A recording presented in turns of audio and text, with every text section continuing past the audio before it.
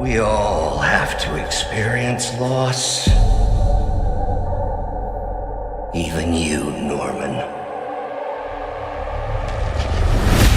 The feeling of swinging through New York as Peter and Miles has become a defining experience for this generation of gaming, yet the massive cliffhangers left at the end of Spider-Man 2 have everyone looking toward a future that feels both exciting and uncertain. It seems obvious that the Insomniac have a massive grand finale in mind for this trilogy, especially with the Green Goblin and Carnage lurking in the shadows. However, the actual timeline for when we get to witness this showdown is becoming a complicated puzzle involving shifting hardware cycles and leaked internal documents that might not even be accurate anymore. The technical limitations of modern consoles are already starting to show their age, and this creates a massive dilemma for the eventual release of the third main entry. If the rumors about a hardware crisis and a potential 2027 or 2028 launch for the next generation of PlayStation turn out to be true, then the web-slinger might find himself caught between two eras. We saw a similar situation when the Miles Morales spin-off served as a bridge between the 4th and 5th gens, but doing that for a massive trilogy conclusion feels different. Many fans who bought PS5 are understandably worried that they might be left behind or that the game will be held back by the need to run on older hardware. There is a legitimate fear that if the devs try to cater to everyone, the final chapter won't be able to push the boundaries of scale and density in the way a true next-gen exclusive should.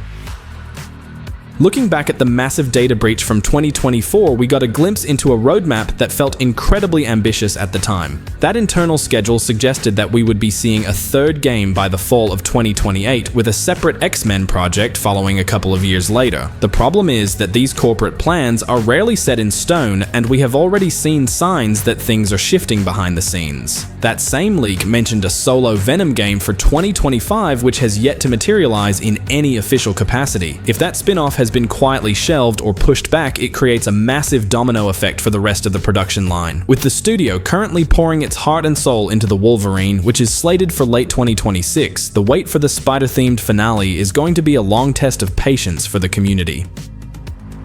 The narrative stakes are higher than they have ever been because we aren't just looking at another villain of the week scenario. Norman Osborn has been a ticking time bomb since the very first game, and seeing his descent into madness is going to be a heavy emotional journey for Peter. My theory is that the third game will force a permanent change in the status quo, perhaps even seeing Peter step away from the mask for good while Miles takes over the mantle completely. Adding Carnage into that mix adds a layer of unpredictable violence that the series has only hinted at so far. This needs to feel like an epic conclusion on the scale of a summer blockbuster, but that requires the kind of processing power that only the most modern systems can provide. The reality of the gaming industry right now is that development cycles are getting longer and more expensive, which makes the 2028 window seem more like a target than a guarantee. If the game does end up being a cross-platform release, it might mirror the strategy we saw with God of War Ragnarok or the latest Horizon. While that ensures a massive player base, it also means the devs have to optimize for hardware that is nearly a decade old by that point. As a fan, it is hard not to feel a bit conflicted about that trade-off. We want everyone to play, but we also want to see a version of New York that is fully destructible and more alive than anything we have seen before. Ultimately, the transition to the next generation of consoles is going to define the legacy of this franchise. Whether the game lands on the current system or becomes a flagship title for the next one will determine exactly how much the developers can innovate with the gameplay and the world itself. The leaked roadmap gave us a glimpse of the internal goals, but the silence regarding the Venom game suggests that the studio is prioritizing quality over meeting a rigid deadline. We are likely looking at a situation where Wolverine takes center stage for the next 2 years before the marketing machine for the Wallcrawler starts up again.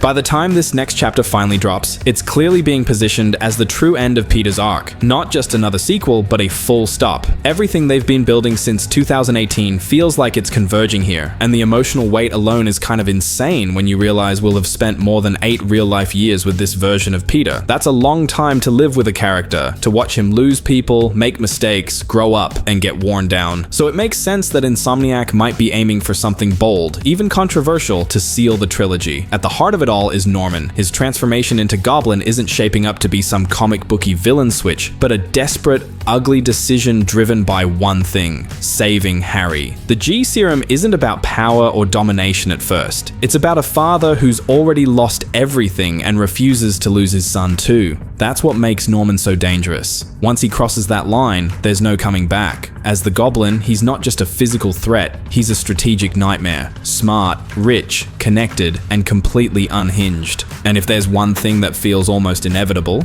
it's that Norman won't operate alone. Teaming up with Otto makes far too much sense.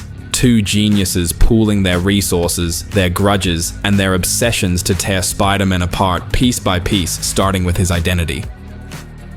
The idea of Peter being unmasked feels like a massive turning point waiting to happen. If Norman learns who Spider-Man really is, the fight stops being about rooftops and boss battles and turns into a full-on dismantling of Peter's life. Friends, work, relationships, everything becomes a pressure point. And this is where the personal side of the story really kicks in, because it looks more and more likely that Peter and MJ finally take that next step and get married. On paper, that sounds like a happy milestone. In reality, it raises the stakes to a terrifying level. Peter isn't just protecting a girlfriend anymore. He's trying to build a future while knowing every night could bring another catastrophe to their door. That conflict between responsibility and personal happiness has always defined Spidey, but here it could reach its most brutal form yet. If Norman and Otto decide to use MJ as leverage, it wouldn't just test Pete as a hero, it would test him as a man who wants a normal life, but may never be allowed to have one. Moments like that are where Insomniac usually shines, quiet scenes between explosions that hit harder than any boss fight. And if Peter is ultimately forced to make the ultimate sacrifice, even death itself, it wouldn't feel cheap, it would feel earned, painful, divisive, but unforgettable. The kind of ending people argue about for years.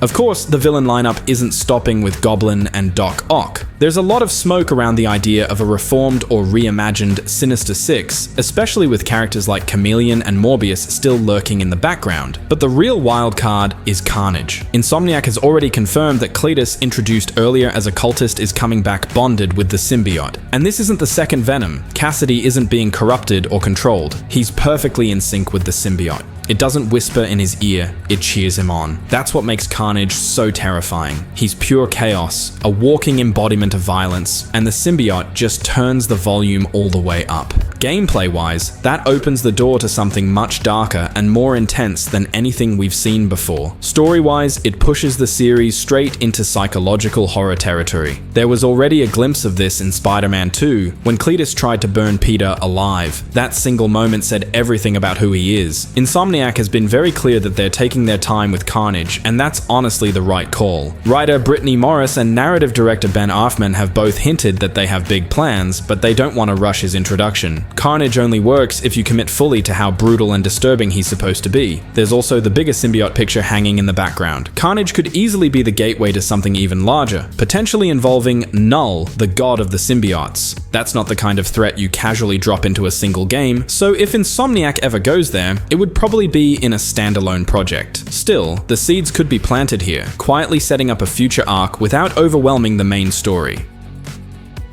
Peter and Miles also won't be facing all of this alone. The ending of Spider-Man 2 introduced Cindy Moon aka Silk, and that reveal feels way too deliberate to ignore. As the daughter of Rio Morales' new boyfriend, Cindy is already connected to Miles, and their relationship is clearly meant to grow. In the comics, she was bitten by the same spider that bit Peter, giving her similar powers but with some crucial differences. Her organic webbing alone changes how she moves and fights. Her backstory also brings Ezekiel Sims into the picture, a character deeply tied to the mystical side of the spider mythos. Sims trained Cindy for years, teaching her to control her powers while keeping her hidden from Morlun, a terrifying vampire-like hunter who feeds on spider people across dimensions. It sounds wild, but it actually fits surprisingly well with the direction Insomniac has been nudging toward. If they decide to introduce Morlun and the Inheritors, it opens the door to a Spider-Verse storyline without fully committing to multiverse chaos right away. Even the idea of these hunters temporarily aligning with Goblin isn't off the table, which would add yet another dangerous layer to the conflict.